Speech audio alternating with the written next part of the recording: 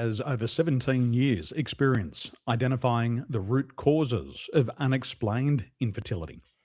Today, she's here to share how to conceive naturally after failed IVF. Please welcome Erica Hoke. Erica, good evening to you. Thank you so much, Daniel. Good morning to you. Good morning, and it's almost Christmas. I don't know if you can see the Christmas tree, but it's fired up in the background, ready for the presents to arrive very shortly.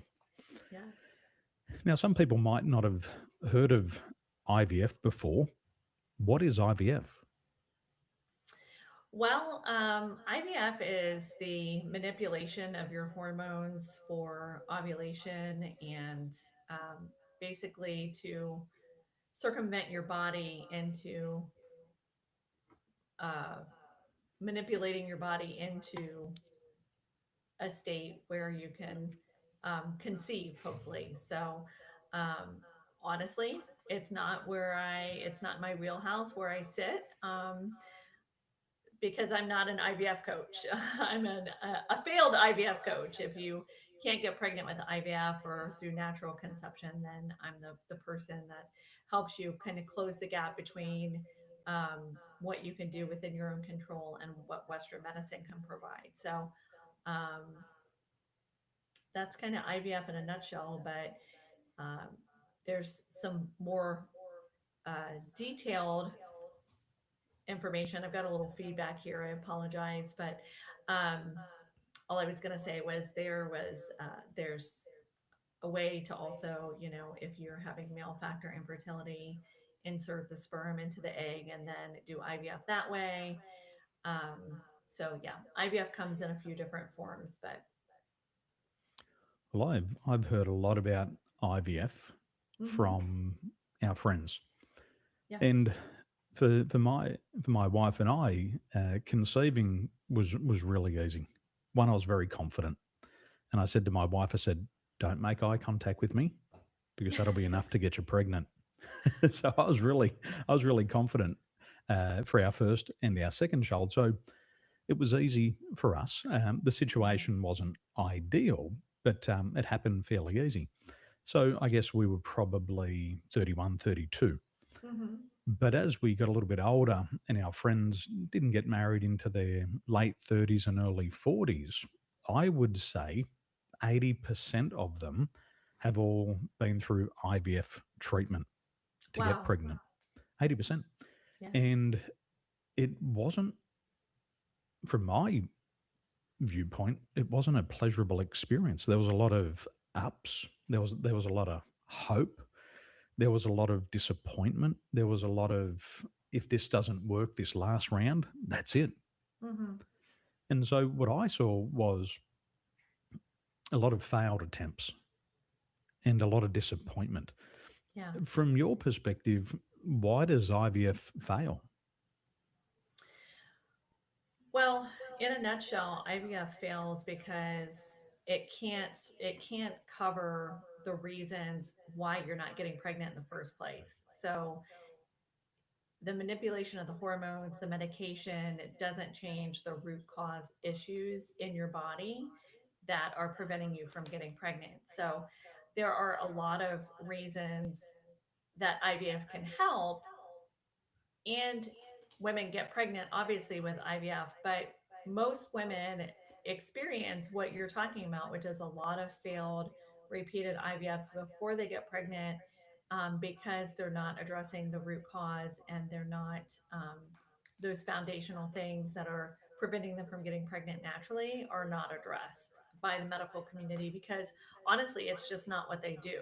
So they manipulate your hormones with medications for the purpose of, controlling your ovulation so that they can, you know, con- control the conception in that way.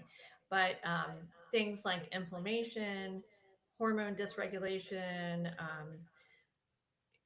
stress and cortisol issues, and also nutritional deficiencies, which most women will tell you if they've been through IVF, if they talk to their reproductive endocrinologist about any of these things, nutrition supplements, things like that, they kind of get a blank stare, or they they deny the plausibility of any of these things working. And we know that egg quality can be improved with nutrition, with supplements, with a decrease in stress. And so I just reject that wholeheartedly.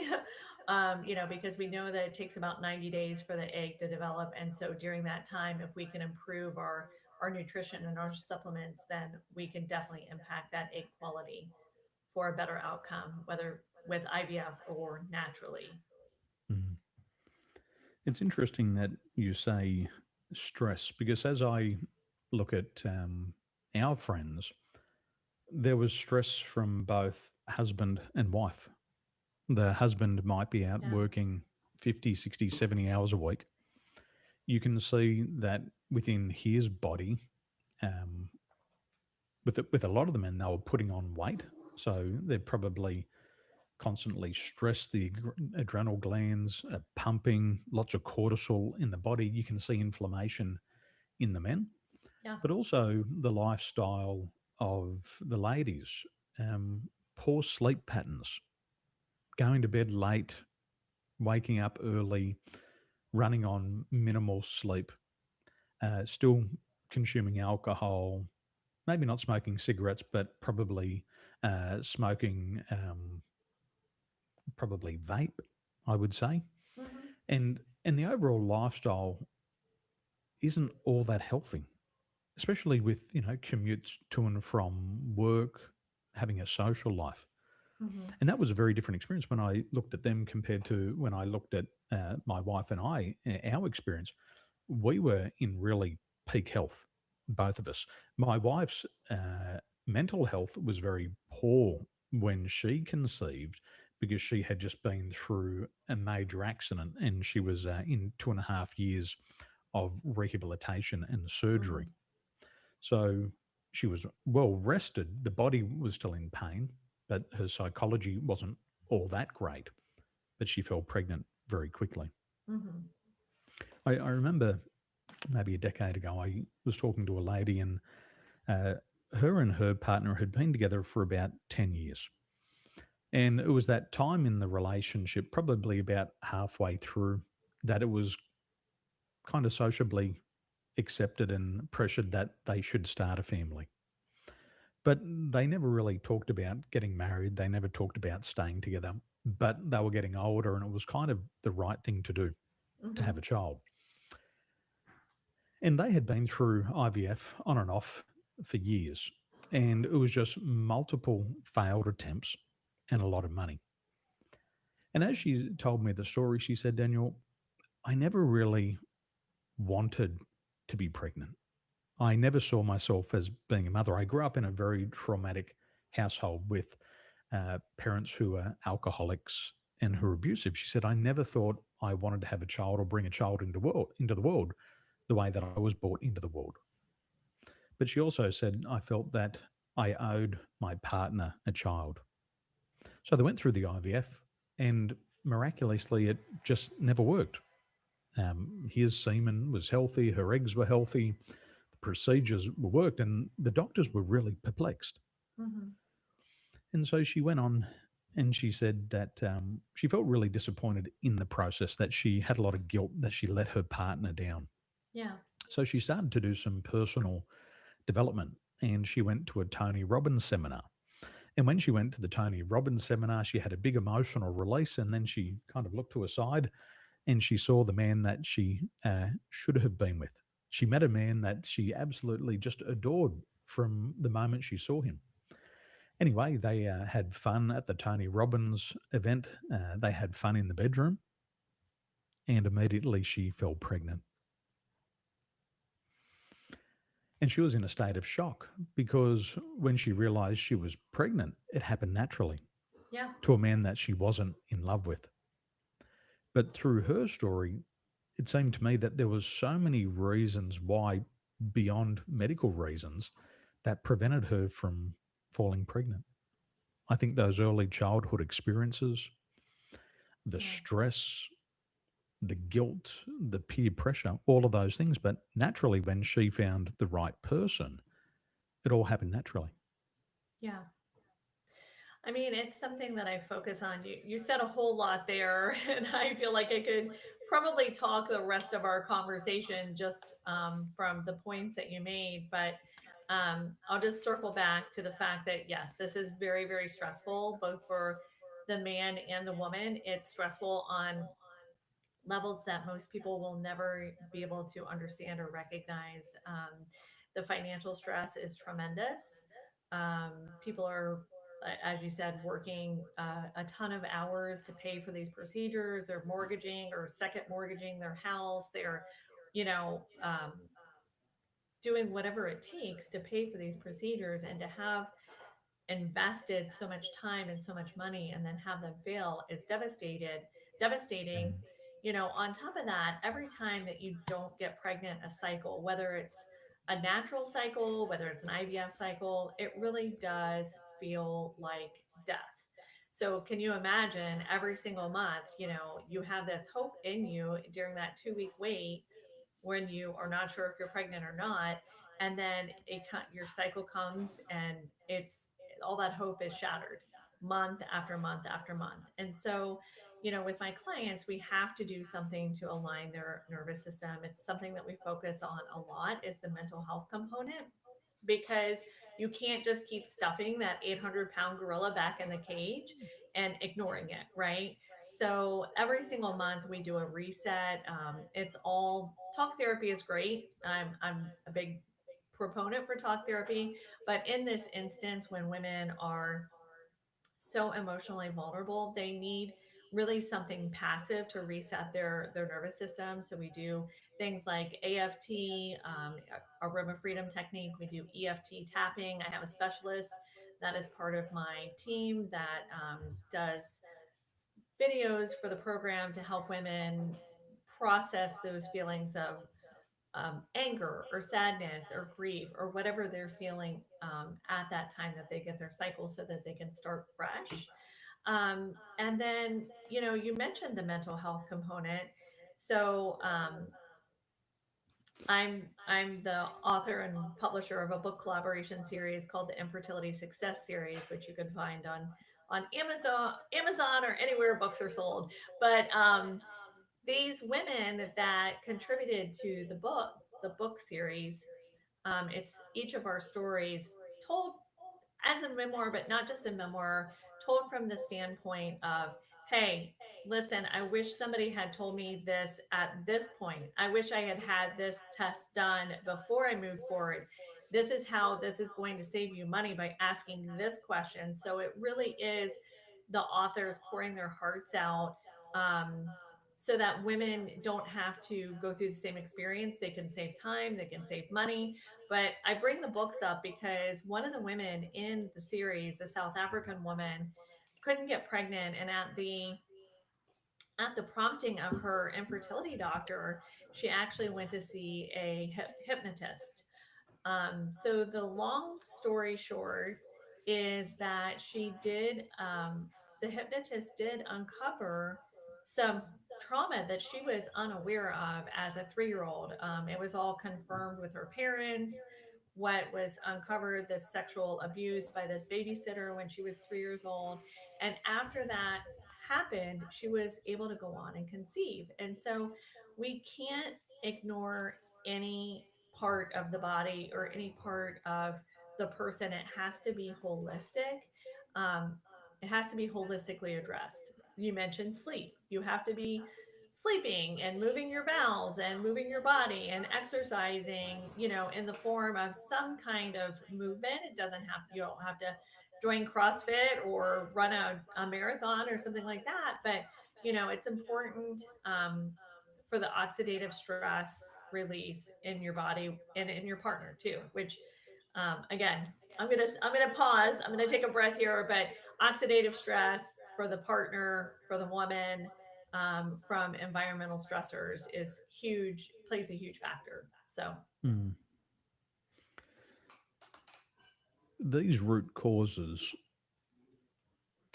are fascinating. We do a lot of emotional release techniques in our business. And what I've found over the years in coaching is that a lot of women, once they've released trauma from the past, they have a pattern of falling pregnant very easily. And a lot of people have said, Daniel, you've made your clients pregnant. I said, well, I didn't do it. That wasn't me who did the pregnancy. Right. I helped them remove the emotional blockages. And the sexual abuse component uh, is quite common. Yes. I see this very common, not just here in the Eastern world, but also in the Western world. And because those painful memories, uh, what was it, Sigmund Freud, he said, repressed emotions never die. They just come Hmm. out in uglier ways. And I think one of the uglier ways is the inability to fall pregnant. Hmm. But because we're not consciously aware of it, it's been buried so far beneath the surface, we just can't get down through those layers. Christian Science, this was probably 10 years ago, I read an article. In Christian Science, they were talking about stress during conception. And I might not have my words right because it's been a Hmm. long time, but they said that a woman who is experiencing a lot of stress during pregnancy, during sexual intercourse, the fallopian tubes will close and won't let the semen through to the egg. Hmm. And they have done hundreds of studies and they have studied the body and they've seen that happen. But then naturally, once the sex is over, the fallopian tubes open back up. I hope I've got the right terminology. Hmm. And this was a pattern that they had seen over and over again. And as they started to break down the psychology of the women, they didn't want to fall pregnant. They were with the wrong man. And there was also trauma in the past that was unresolved. And Hmm. a lot of it came from that childhood trauma, the first 7 years of their life, where a lot of them had beliefs that were like,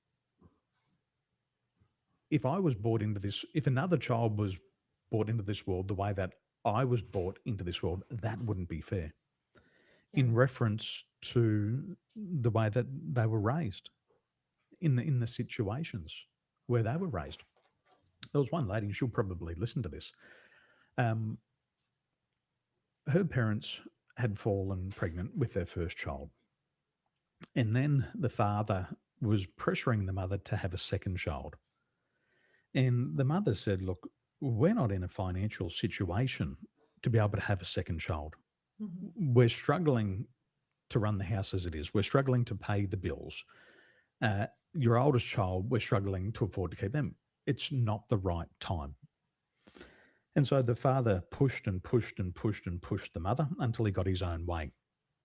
And eventually the mother fell pregnant. Once the mother fell pregnant, she came back and said to the husband, she said, husband, I'm pregnant. And his response was, well, we can't afford to have another child. You need to get rid of it. And she had tried an at home abortion, which was very painful, and it failed. Now, her daughter, some 30 years later, was trying to conceive. And when she was trying to conceive, all of these emotional memories were coming back to the surface. Hmm. Once she released the painful memories of her conception, she was then able to fall pregnant herself. Hmm. But the body had kept the score. The trauma had been passed down Generational. Hmm. generationally. And it Yeah. came out in an uglier way 30 years later, where when she wanted to fall pregnant, she just couldn't. The body said, no, this is not going to happen under these terms, under these conditions. But today, she's got four beautiful children. That's a fantastic story. So these root causes. What else do you see as the root cause? What are these things that people just don't want to talk about publicly, but we've got to be able to get past to fall pregnant? Well, um, what don't they want to talk about publicly? I mean, I think it's a lot of what you're talking about in terms of the sexual abuse trauma too. But one of the things I don't feel like is talked about enough is the link between um, post-abortion conceptions. So they, maybe had an abortion in their 20s or something like that, and then they found the partner. You know, they're in a relationship where they want a child with that person, but they have so much shame and guilt from Mm, the past abortion. I think that that is a tremendous contributor to a lot of women not being able to conceive. You know, for the same reasons that you were just talking about with this case that you were um, that you had of your own. So um, yeah, I think that that probably happens more often than not, where they think that they have given up one child, and so they feel inadequate and it makes them incapable of conceiving again. mm. So, post abortion conception, It's a how shame cycle, right? shame cycle, Yeah. how, how, how often are you seeing this? It's not something that I see a ton of in my clients. It's not really, a lot of the work that I do is we fix problems without necessarily having to talk about them, because if we do the things in the order, in a systematic order, it's going to take care of the problem without having to call it out, right? So um, things like the mindset recalibration, the emotional releasing every cycle, um, just teaching the women to actually care for themselves so that they can get pregnant, right? The mother has to count more than the pregnancy in order for her to get pregnant, if that makes sense, right? So overall health has to be the goal, and we can't have this shame cycle, this self-flagellation going on cycle after cycle, of her beating herself up because she can't get pregnant. We have to address those things, address them both physically, address them through sleep, through detoxing, through replenishment and nourishment of the body. Um, and then that's going to allow her to get pregnant. But Mm, one of the other women that contributed to the book, um, oh, it left my brain. I forgot what I was going to say, but a lot of the women, that I see are high achieving type A personality women. yeah. And a lot of them, because of that, are struggling because of the stress, the cortisol, how it interacts with their sleep, how it interacts with their hormones, how it interacts with the inflammation in their body, and that sort of thing. Mm, makes sense with the type A. Yeah. In this region of the world, Taiwan, Hmm. uh, China,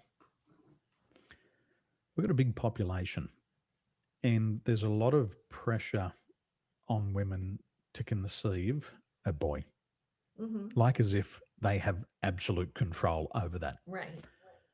And when they give birth to a daughter as the first child, there's a lot of shame and a lot of guilt, even a lot of pressure for her to immediately try again for a son.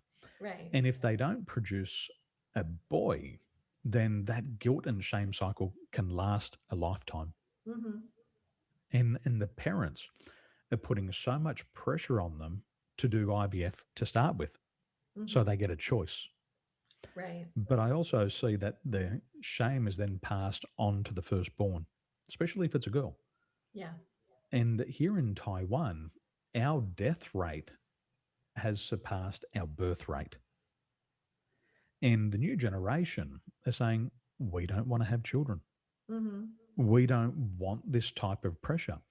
Women are saying, I don't want to keep my husband's family happy just by giving a boy. It's out of my control. I think they've Yeah. learned that, the new Right. generation, that it's out of their control. But the older generation won't accept that as a reality.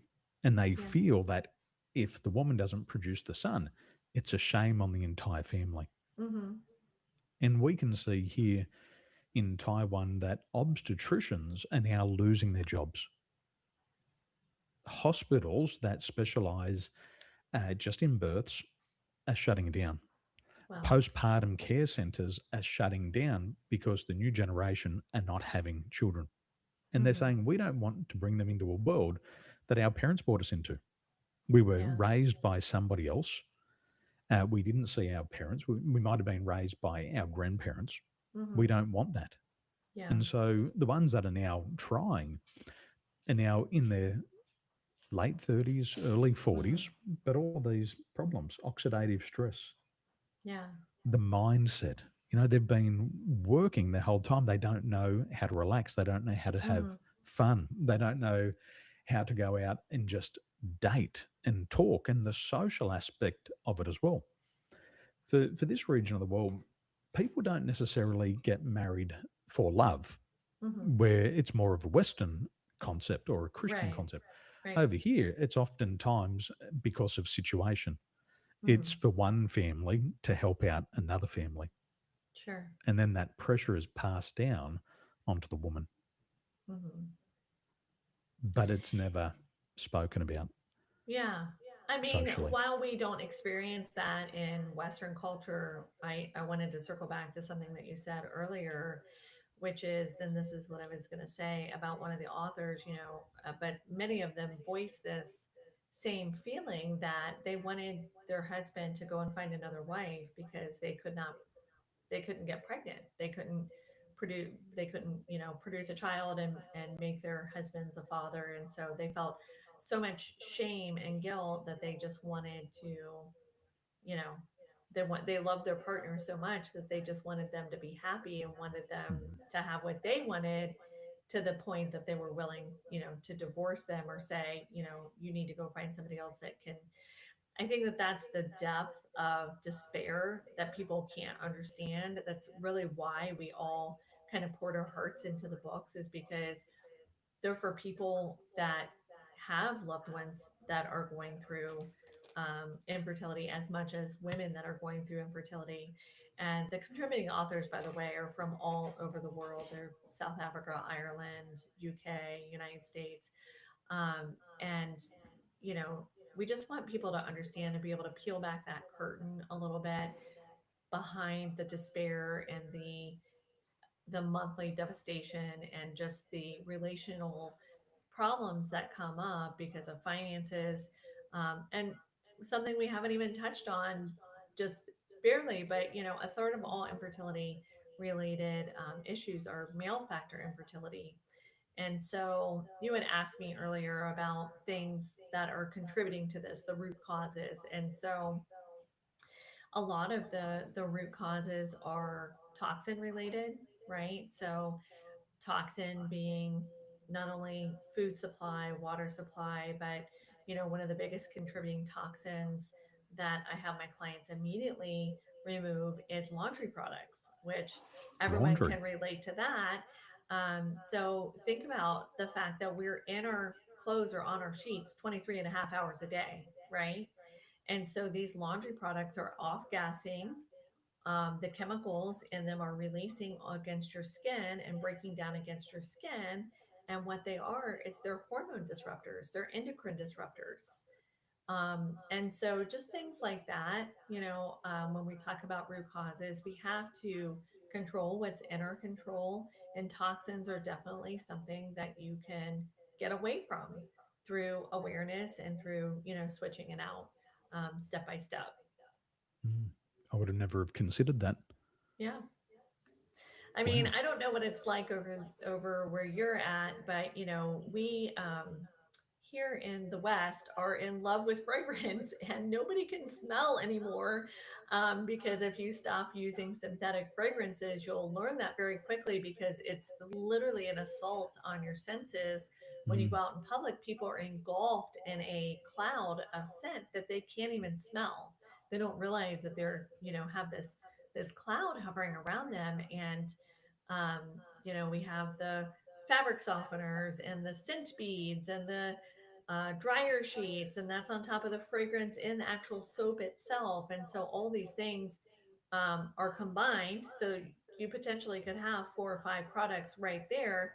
And that's just on your clothes. That's before Mm. you shower and wash your hair and do your makeup, or For the men, put cologne or deodorant or shaving lotion or what have you on. So it's quite, it's quite a big problem. Fragrance is quite a big problem in relation to fertility. Wow. I'm trying to calculate at the moment just how many fragrance items that I've used this morning. By the time I've washed my hair, Yeah. that's got one particular smell. Mm-hmm. Face wash, toothpaste, body soap, body spray, perfume, whatever Deodorant. my dry cleaners washed my shirt in, Yeah. whatever my wife's washed my pants in, and then Yeah. everything else that's in the house. I've got a new scent at the front door. It's Yeah. it's sensory fatigue, and as you think about it, I'm thinking, yeah, I've got all of this on, and I Mm-hmm. can't smell any of it. Right. It's just sensory overload. Yep. By the time I got coffee in one cup Right. and water in another, wow, that's fascinating. Yeah. What I'm curious to discover is for someone in your line of work, what type of person is attracted to your profession? Doing what I do. Mm, as a Hmm. fertility coach. Okay. Well, I have a lot of personal experience. That's what I would tell you. So at 35, I was told that I had less than a 1% chance of getting pregnant on my own, and that I would need donor eggs. And through, I couldn't do IVF because I didn't have enough eggs. I was already hyperovulating, which is basically what they do with the medication is make you hyperovulate. So we couldn't do that. And then on top of it, I had too few eggs, according to them. That was before I got pregnant the first of four times. And so,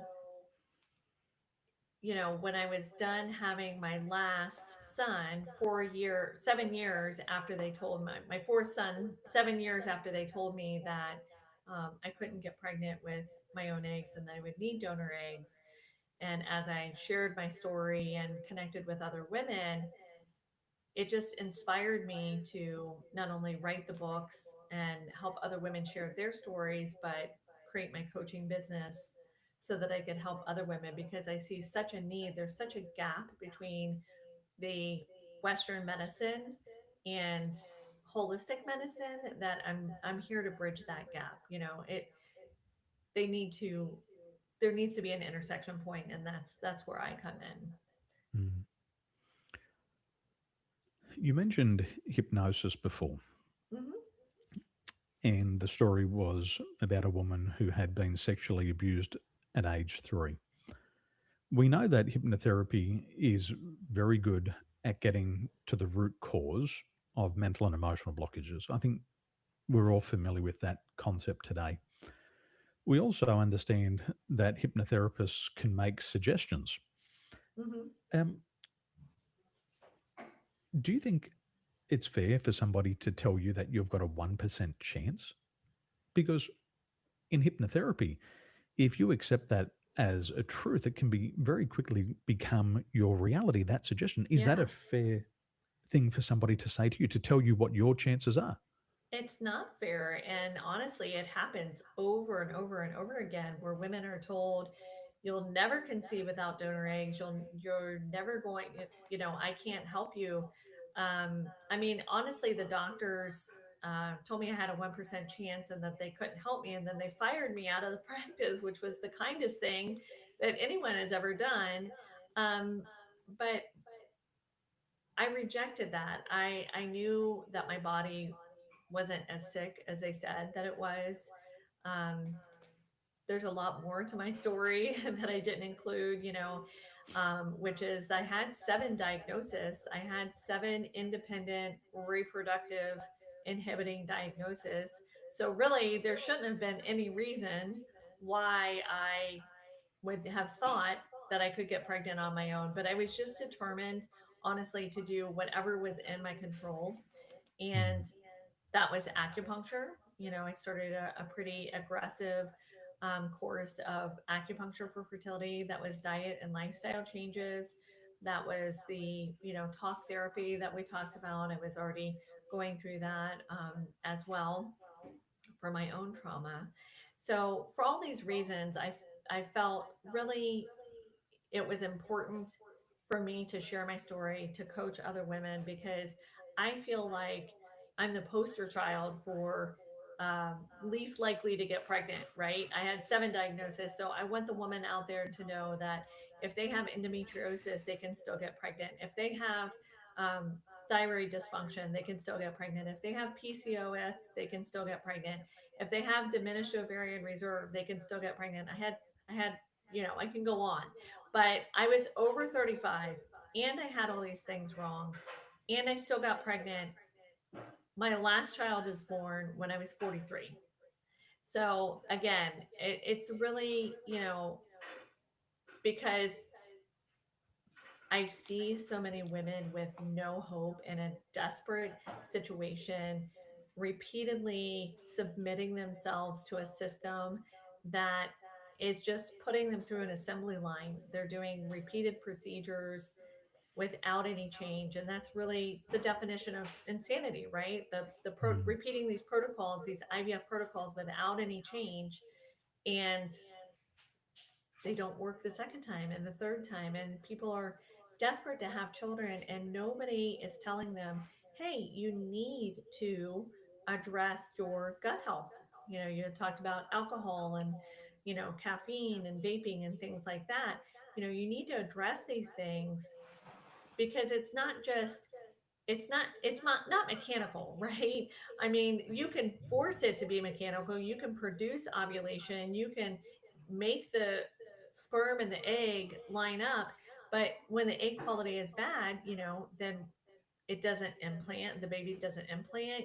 There's a lot there, and we know that there's a lot there, but again, it's not the doctor's fault, because that's not what they do. But women need to understand the scope of what the reproductive endocrinologist is there for, and not confuse it with the fact that they're not dietitians, they're not nutritionists. I have a clinical nutritionist that I work with. I have my own um, you know input in that as well, and they're they're not going to recognize stress on the body.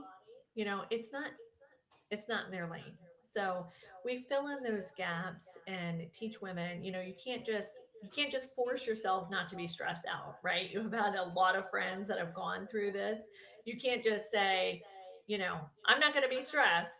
And people say, go on holiday or go on vacation. I'm not going to be stressed.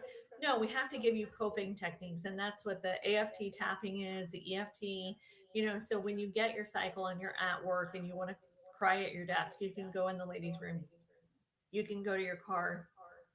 You can reset your nervous system and calm down instead of just forcing that emotion down, because you have to function in society. You can't just sit at your desk and cry, or go home and cry, or stay in bed and cry, And so all of these things come together um, as gap fillers if someone is doing IVF, or if they're done with IVF and they want to conceive naturally.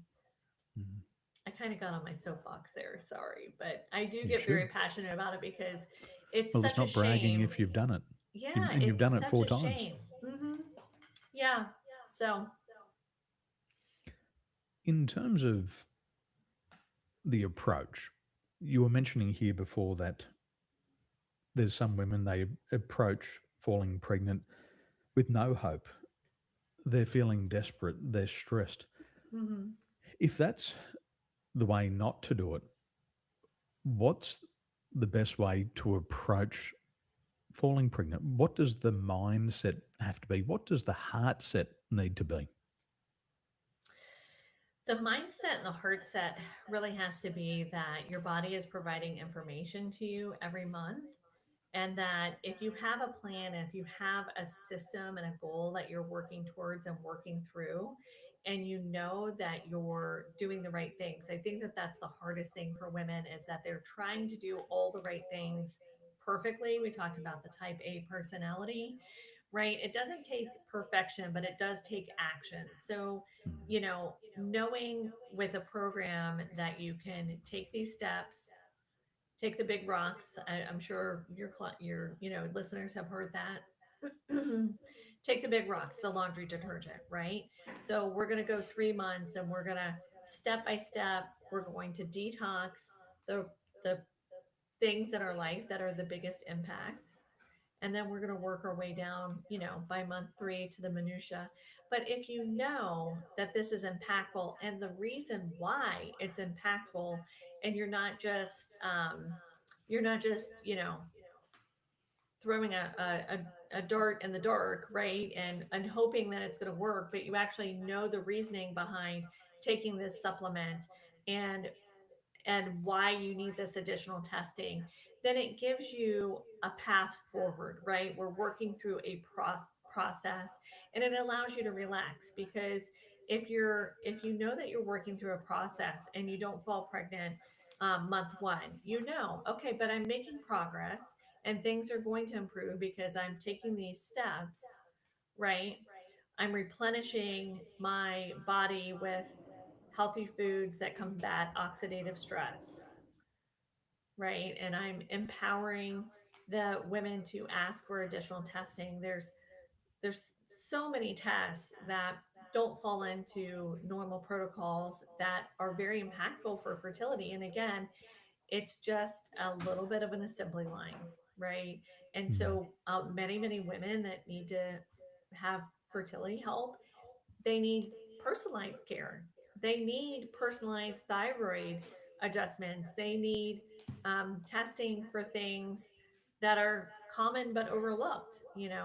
Um, and so many women have unnecessary miscarriages because these tests are not done. In the UK, it's terrible. I don't know what it's like there, but um, because of the medical system in the UK, they actually tell the women, well, you have to have 3 miscarriages before we'll test you for these things. Oh, thank you. So, in a very What a medical rule! What a great standpoint, rule! it's terrible. They're literally telling the women, they're someone that has already suffered 1 miscarriage or 2 miscarriages. Well, another one of your children has to die, and then we'll look into whether this is a problem. I mean, that's the gist of it. But they want to sanitize it and say, well, if you have another miscarriage, well, that's another loss. That's another baby. So we haven't even touched on the miscarriages, but yeah, we have to deal with that too. Mm. But the testing that is overlooked, that is personalized for that woman, is super important as well. So that's the empowered portion of it. And Mm. then, the other thing is just we've talked about nervous system alignment, and then the mental health aspect as well. Mm. So that's what I like to call my dream method, my detox, replenish, empower, align, and mindset. All those Mm. things have to come into play. And um, What a great method. just, yeah, You were mentioning before that people are told what to do, but they don't understand the why behind it. yeah, I think this is very critical in all education because when we go to school, we're told what to think. We're taught how to think. And that's the basis of almost all education on the planet when we go mm, through the tertiary system. But once we leave that, we're left wondering, why did I learn all of that stuff in the first place? And nobody answers the why. And in adult education, 35% of learners are screaming out and asking the question, why? And they want yeah, the why first because yeah, we need reason. With reason comes motive. And then we get our motivation because we understand the reasons why behind it. And I think yeah, that's also a big limitation in the traditional healthcare system is they tell you what to take in terms of the medicine. hmm, They tell you how to take it 3 times a day under the tongue, but they yeah, don't educate you on the why. So in terms of compliance, most people are probably at 30 to 50% compliance of their doctor's prescription. Yeah. But for a successful intervention, they need to be at least 80% compliance. But people Yeah. don't even understand why I'm doing this. And that happened to Yeah. me recently. I went to the doctors. I said, I've got a problem with my back. So it was straight to examination. I must have been sitting there for all of 60 seconds, spin around on the chair, tap, tap, tap, tap, tap. Any pain? There's no pain. Okay, let's send you for a x-ray. Straight to the x-ray, come back, have a look at the x-ray, and straight to prescription. I had must have all of 3 minutes with the doctor, and I got a prescription. And then I had to go to Yeah. therapy as well. And I was sitting there going, why? Why are you giving this to Right. me? Why are you Hmm. giving me this medication? Why are you sending me to physical therapy? And then she said, well, look here at the x-ray. You've got a degenerative disc. And I'm looking at all these discs, and everything is virtually the exact same color and shape and size. And I'm still understanding, but why? You haven't answered the question why. Yeah. So I left and I had the shits and I didn't take the medicine. I didn't go to therapy because I didn't understand why. Yeah. So, in terms of me putting this medication in the body, I still haven't answered the question why. And you're mentioning it here. It's not just the what, Yeah. it's the why.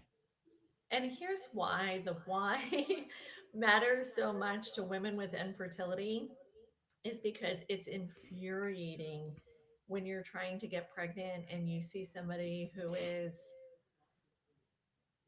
fill in the blank. Maybe they're on drugs, maybe they're an alcoholic, maybe they're this, maybe they're that, and they are getting pregnant. They don't even want to be pregnant. They don't want the baby. This is why the why matters because it's infuriating to someone who is trying to conceive to see that happening and play out in the world over and over again. Women abandoning their children and things like that. And so they have to understand this is not deprivation. If we're not doing coffee in the morning, that can be a thing. If they can't have their cup of coffee or if they can't have their glass of wine, there's a reason behind it, right? We're not just this is not about deprivation. This is not about, self-sacrifice to the point of insanity. This is the reason why. This is what it does to your body.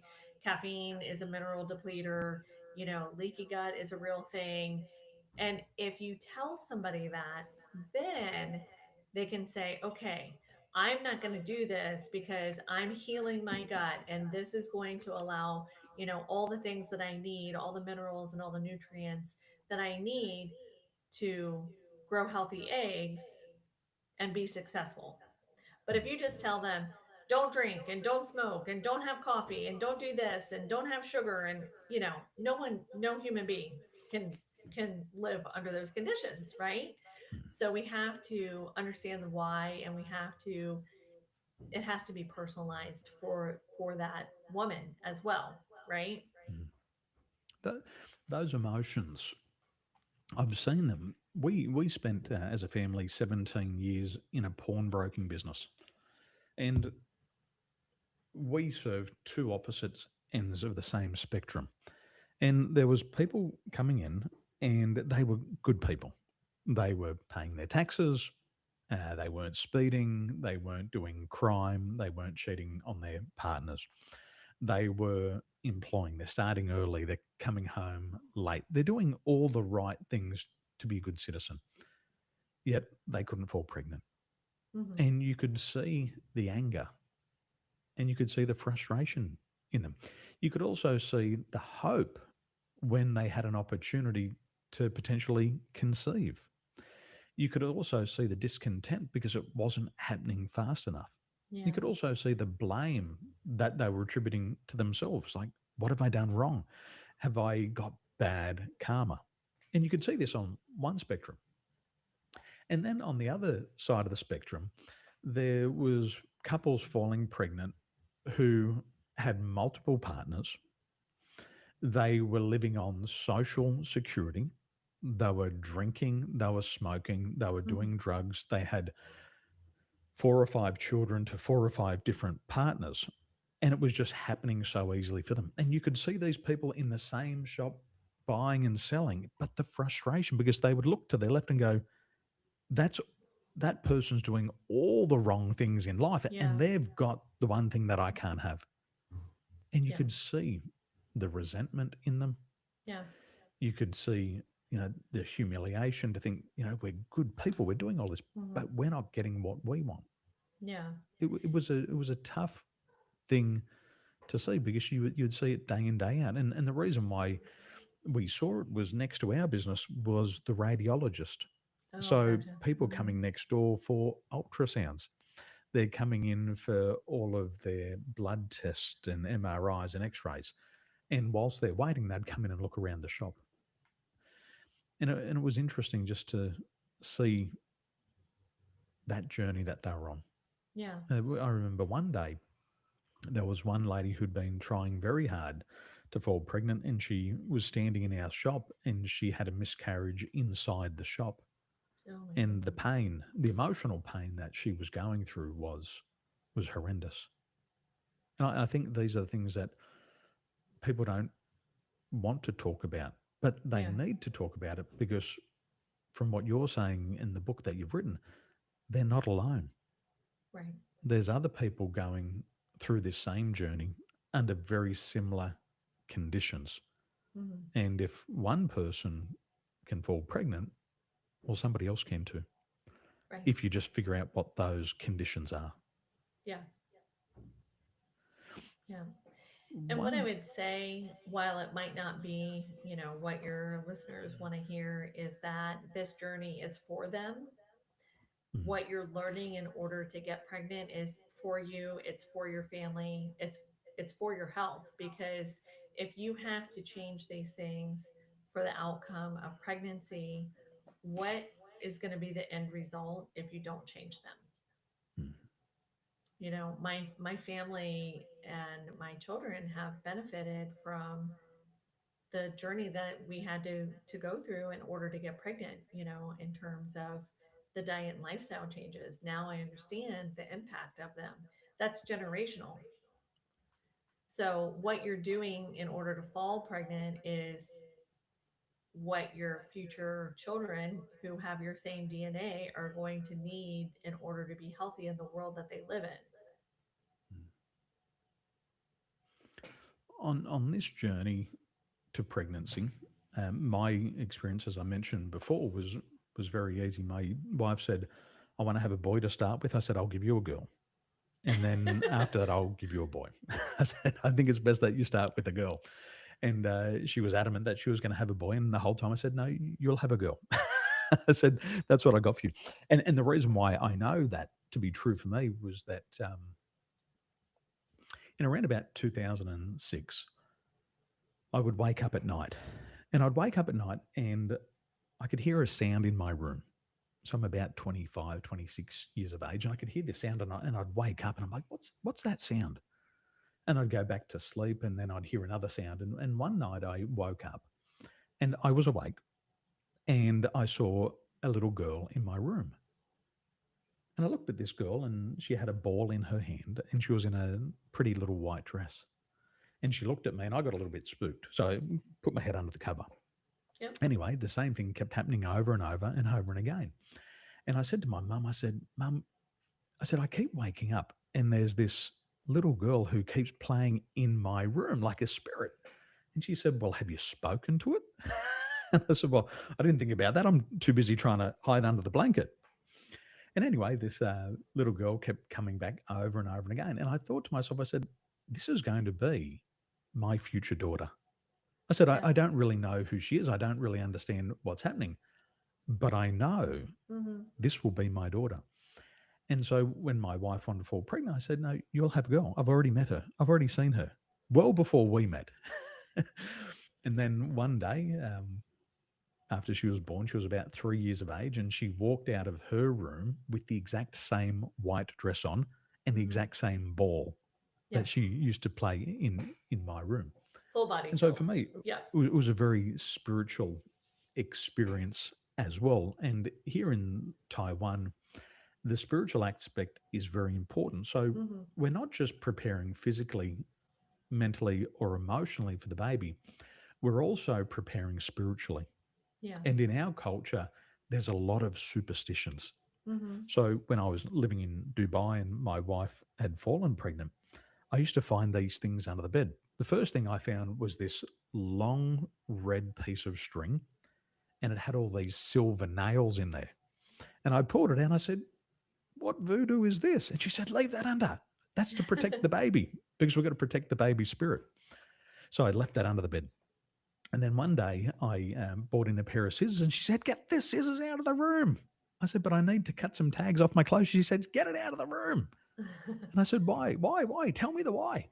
She said, "Well, in Buddhism, if you're using a pair of scissors in the room where the baby's soul has already been welcomed to the family, and if you cut something, this is what creates the cleft palate in Buddhism." Hmm. So for me, being Westerner, I was never accustomed to that. But there was an entire spiritual journey into Mm. welcoming the baby into our world. And it was quite a wonderful experience. And the families all praying for it. And it Yeah. was a great experience. And I said to my wife, I said, "You don't have to worry about anything. You just tell me when you want to fall pregnant. I'll get the job done." She was more stressed about it, more type A, and I'm more of a type B personality, go with the flow. And I Yeah. said, "Let me just do my thing. Let me practice a few times, and then I'll promise, I'll make the promise." Mm. And so first time was easy, second time was also very easy as well. But again, I think we're well prepared physically, emotionally, mentally, and spiritually. Absolutely. One question: um, what's the what's the right pace? Is it a sprint? Is it a marathon? What's a good pace on this journey? I think that the couple is the only person, only, people that can answer that. There's a lot of factors at play, in terms of age. And it really has to do with the why behind why they're trying to conceive and what their timeline is and what the urgency is for them, right? So there are people that go through and are not they're not falling pregnant. They want to, but it's not as urgent. Maybe they're in their early 30s versus someone that has maybe had a miscarriage and they're 35, 36 or older. It really, the pacing depends on the couple and where they are at in terms of all different aspects, right? So um, I think that they're the only ones that can answer that question. And it also has to do, with people's tolerance for change and how much they can mentally, how mentally flexible they can be to the changes that they need to go through, um, how quickly they can accept them. And, you know, the thing that I say to everybody is if you can't cope, you can't continue, so you have to put those coping mechanisms in place and use them. So many people um, want the help, but they don't always receive the help. So, Hypnosis has come up a couple of times in the conversation, and there's one way that my wife and I used hypnosis once she was pregnant. Her pregnancy um, wasn't stable. mm-hmm. She came close to miscarriage 3 times. Mm, So there was a lot of fear for her. And also, what I understand about the baby in utero is that the mother's emotions transfer through to the baby. And whatever the mother feels, the child is feeling at the same intensity. mm-hmm. And knowing that, I said to my wife, I said, we've also got to prepare our baby for this journey. Because if you're in shock, if you're coming close to miscarriage, then she's going to be experiencing that stress as well. Mm-hmm. So I had been trained in hypnosis and I'm a master hypnotherapist and I've been practicing since 2009. Mm-hmm. And one of the things that we used to do was we would take the pendulum, we would put it over the top of her belly, and we would interact with our daughter. And we would ask Interesting. questions. We would ask, what type of food do you like? If you like this type of food, do you like pizza? Give us a yes. Do you like cake? Give us a yes. Do you like hot pot? Give us a yes. Do you like uh, pork or chicken? Give us a yes or a no. Mhm. And so we started to communicate with the baby via biofeedback. We would ask, do you like cats or dogs? Do you know the difference between dad's voice and mum's voice? Mhm. Are you comfortable inside of the womb? And so before she was even born, we had been communicating to her for 9 months via the pendulum. And what Fascinating. that gave us was a very close connection, was that conversation was taking place as soon as we discovered that my wife was pregnant. And we did that, and we have a very close relationship with our daughter. Now, when our son was born, we did the same thing. We took out the pendulum, and the Mhm. three of us, myself, Ninny, and Nikita, were asking him questions, all the same questions. And the interesting thing is that these two children just speak flat out. And I believe it's that they've had that conversation with us before they arrived in the physical world. Mhm. They were having that conversation with us already. And so we were building that relationship. And I think in that time for Ninny, in her first pregnancy, it brought a lot of stability emotionally to both her and Nikita. Mm. And it wasn't an easy journey. We thought we thought we would lose both my wife and my daughter Oh during the wow. birthing process. My wife, I think, dilated all of 2 centimeters and was in labor for 22 hours. And they tried to induce the pregnancy, didn't work. And then they sent both in for an emergency C section. And it was a frightening 22 hours. And I Sure. thought I was going to come out with no wife and no Mm. daughter. Mm. So knowing that, I was much better prepared. But I think all of us should understand what that journey's like, the ups and the downs. And I don't believe that what they show us in Hollywood movies is reality. It's like that glow. No. It's Yeah. far from the glow. Yeah. Sometimes for women like my wife, it's laying down for 3 months and Mhm. not being able to move at all. Yeah. But it's understanding what you're mentioning here, the why. Mhm.